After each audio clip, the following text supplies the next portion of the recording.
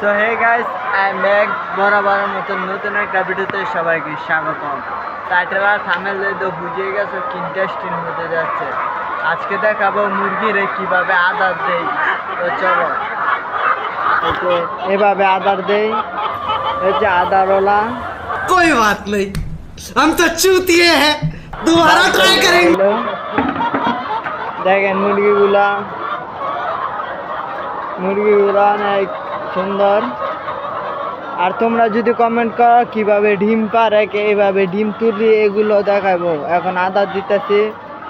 তো so high, good bye. তোমরা যদি কমেন্ট করো তাহলে ডিম কিভাবে পারে এটা দেখাই দিব।